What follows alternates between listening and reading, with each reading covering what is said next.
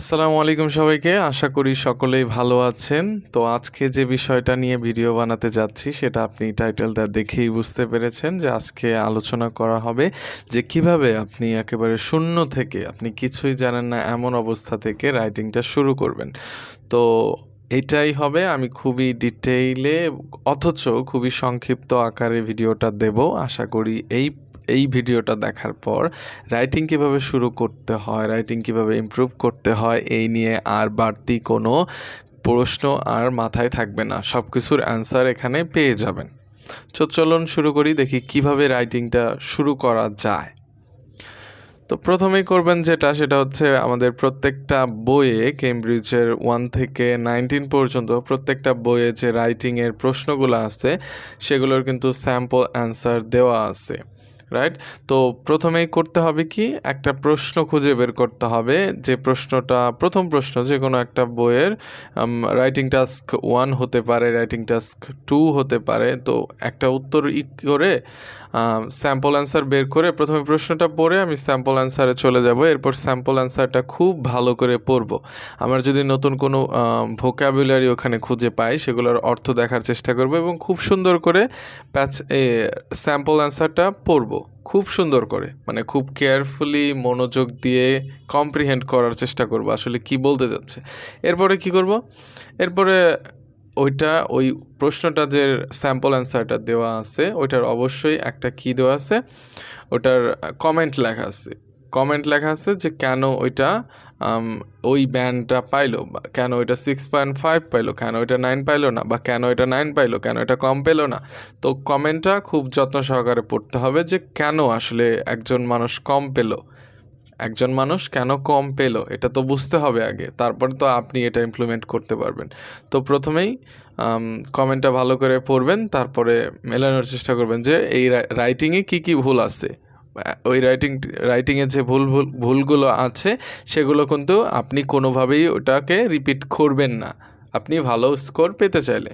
তারপরে কি করবেন, আপনি 2টা স্টেজ পার করলেন। প্রথমে হচ্ছে স্যাম্পল অ্যান্সার পড়লেন এবং কমেন্টটা পড়ে পুরো প্রশ্নটা পড়ে আসছেন। এরপর অ্যান্সারটা এবং এর মন্তব্য সব কিছু বুঝে গেলেন, আপনি এক্সামিনারের মাইন্ডসেটটা বুঝে গেলেন। এরপরে কি করবেন, এরপর হচ্ছে খুবই simple, right an answer to any question, right? কোনো একটা প্রশ্ন বের করুন, ওই প্রশ্নটা আপনি লিখে ফেলুন। হ্যাঁ, আপনার ভয় লাগবে যে আসলে কি লিখবো, আমার তো লেখা হয় না, আমি তো পারি না। হ্যাঁ, আপনি পারেন না, বাট আপনাকে হচ্ছে ইউনিট টু স্টার্ট গোয়িং আর কি, মানে আপনাকে জাস্ট কিক স্টার্ট করতে হবে, যে চলতে শুরু করতে হবে, তাহলেই দেখা যাবে ভালো হবে। তো প্রথমে একটা অ্যান্সার খুবই সুন্দর না হলেও জাস্ট 150 ওয়ার্ড 250 ওয়ার্ড, মানে ওয়ার্ডের রিকোয়ারমেন্টটা ফুল করে আপনি লিখে ফেলবেন। যতক্ষণ সময় লাগুক, 20 মিনিটের জায়গায় 40 মিনিট লাগুক, 40 মিনিটের জায়গায় 60 মিনিট লাগুক, বাট আপনাকে হচ্ছে পুরো অ্যান্সারটা লিখতে হবে। তারপরে কি করবেন, তারপর হচ্ছে স্যাম্পল অ্যান্সারে যাবেন, ওই প্রশ্নটার স্যাম্পল অ্যান্সার যেটা দেওয়া আছে। তো স্যাম্পল অ্যান্সারে গেলে কি হবে, আপনি দেখবেন যে আসলে মেলাবেন যে ওটার সাথে আপনারটা মিলে কিনা। দেখবেন যে মোস্ট অফ দ্য কেসেস আপনি যদি ক্রিয়েটিভলি লেখেন আসলে কিছু মিলে না। রাইটিং টাস্ক 1-এ অনেকটা মিলবে, বাট 2-তে অনেক ক্ষেত্রে মিলবে না। আপনার আইডিয়া আর এক্সামিনারের আইডিয়া তো এক হবে না। ওখানে যে স্যাম্পল অ্যান্সারটা লিখেছেন ওনার আর আপনার আইডিয়া এক হবে না, এক রকমের ধ্যান ধারণা আপনারা রাখেন না। এমনকি নো টু এক্সামিনার্স আর সেম, মানে দুইজন এক্সামিনার হয়তো একই উত্তর লিখবে না, ওইটা জাস্ট একটা দেওয়া আছে। তো আপনি হচ্ছে না মিললেও আপনি দেখার চেষ্টা করবেন যে হয়েছে কতটুকু, মানে আপনি বুঝতে পারবেন যে ওইখানে কতটুকু লিখেছে, কী লিখেছে, ওটা আপনি লিখেছেন কিনা, আর ওইটা আপনার লেখা উচিত ছিল কিনা, বা ওইটার পরিবর্তে আপনি কী লিখেছেন। তো কি করবেন, এরপর আপনি কমেন্ট পড়া শুরু করে দেবেন, কমেন্ট পড়বেন। ওই যে স্যাম্পল অ্যান্সারটা দেওয়া আছে ওইটার কমেন্ট পড়তে থাকবেন যে কেন আসলে উপরের একটা ব্যান্ড স্কোর কম পেলো কেন, বা বেশি পেলো কেন, বা আমারটা কেমন হয়েছে। তো কমেন্টটা পড়ে দেখবেন যে কমেন্টটা পড়ে কী চেয়েছে আসলে এক্সামিনার। তো ওগুলা যেগুলা চেয়েছে ওগুলো আপনি দেখবেন আপনার অ্যান্সারে পাওয়া যায় কিনা, মানে আপনার ওই স্যাম্পল অ্যান্সারের মতো হতে হবে না, বাট কমেন্টে যেগুলো ভুলগুলার কথা বলছে ওই ভুলগুলো আপনি করেছেন কিনা। যদি না করেন তাহলে তো আপনার স্কোর এমনিতেই বেশি আসলো, রাইট? তো এভাবে হচ্ছে এই পর্যন্ত, পরে মেলালেন। এরপরে যেটা করবেন, আপনি একটা লিখেছেন, ওটা তো যাচাই করতে হবে যে আসলে ওটা কতটা ভালো হলো নাকি কতটা খারাপ হলো আর কি, নাকি আমার লেখাটা কিছুই হয় নাই, আমার লেখাটায় হাজারটা মিস্টেক্স আছে, এগুলো কিভাবে ধরবেন? তো এগুলো ধরার জন্য হচ্ছে আপনাকে হেল্প নিতে হবে এআই চ্যাটবট থেকে। আমাদের অনেকগুলা এআই চ্যাটবট আছে, আছে, being AI, Gemini, chat GPT, তারপরে আরও অনেক আছে যেগুলো হয়তো একটু কম প্রচলিত, বাট আছে। তো সেগুলো থেকে কিন্তু আপনাকে সাহায্য নিতে হবে। কিভাবে?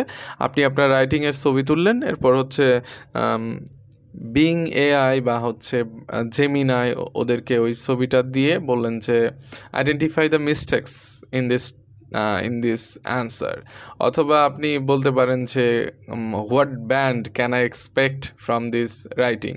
আপনি এটা বললেও জেমিনাই, চ্যাট জিপিটি ওরা একটা ব্যান্ড দিয়ে দিবে, বাট ওইটা হচ্ছে অ্যাপ্রোপ্রিয়েট হবে না। ওরা তো আর জাজ করতে পারবে না, এক্সামিনার অন্যভাবে জাজ করবে, একটা চ্যাটবট আরেকভাবে জাজ করবে। বাট ওরা হচ্ছে কোনো আপনার লেখায় কোনো ভুল আছে কিনা সেটা কিন্তু বের করে দিতে পারবে। তো আপনার হেল্প নিতে হলে এইটার জন্যই হেল্প নিতে হবে, যে আপনি আসলে আপনার লেখাটা কতটা সঠিক হয়েছে। এরপর হচ্ছে ওই চ্যাট জিপিটি বলে দেবে বা অন্য কোনো এআই বট আপনাকে বলে দেবে যে আপনি কি ভুলগুলো করছেন, সেগুলো আর ভবিষ্যতে করা যাবে না, তাহলে কিন্তু আপনার একটা ভালো স্কোর চলে আসবে। তো সেটা করতে হলে আপনাকে এভাবে এই ধাপগুলো অনুসরণ করতে হবে। তো এইভাবে আসলে একটা রাইটিংটা শুরু করতে হয়। এখন একটু মোটিভেশন দেই। থিওরিটিক্যাল কথা গেল যে কীভাবে আপনি শুরু করবেন। এখন দেখুন, আপনার অনেক ক্ষেত্রে অনেক সমস্যা হতে পারে। আমাদের লিখতে মন চাচ্ছে না, আমাদের লেজিনেস কাজ করে, অনেক ক্ষেত্রে আমাদের একটা ইনার্শিয়া কাজ করে। আমি একটু আগামীকাল থেকে রাইটিং শুরু করব, পরশু থেকে করব। রাইটিং টাস্কটায় মনে হয় সবচেয়ে কম সময় ব্যয় করা হয়, মানুষ কম সময় ব্যয় করে, এটা দিতেই চায় না। সবাই লিসেনিং এবং রিডিং নিয়ে ফোকাসড, স্পিকিং নিয়েও অনেকের কনসার্ন আছে, বাট রাইটিং নিয়েও কিন্তু অনেকে একটু সময় কম দেওয়া হয়। তো সেক্ষেত্রে কিন্তু একটা ভালো রাইটিং না দিতে পারলে আপনি কিন্তু আপনার প্রত্যাশিত যে ব্যান্ড স্কোর সেটা কিন্তু তুলতে পারবেন না। সেটা তুলতে হলে অবশ্যই আপনাকে নিয়মিত লিখতে হবে, প্রতিদিন লিখুন। ভালো লিখতে জানতে প্রতিদিন লিখতে হয়। আপনি লিখতে লিখতেই একটা ভালো কমিউনিকেশন স্টাইল ডেভেলপ করবেন। তো লেখার কোনো বিকল্প হতে পারে না। আশা করি এই ভিডিওটা দেখার পরই আপনি এই ভিডিওটা বন্ধ করে আপনি একটা প্রশ্নে যাবেন, প্রশ্নে গিয়ে আপনি একটা খুব সুন্দর উত্তর লিখে ফেলবেন। আমি সেই আশা করে এই ভিডিওটার এখানেই সমাপ্তি টানছি। আশা করি আপনারা সবাই ভালো থাকবেন। আসসালামু আলাইকুম সবাইকে।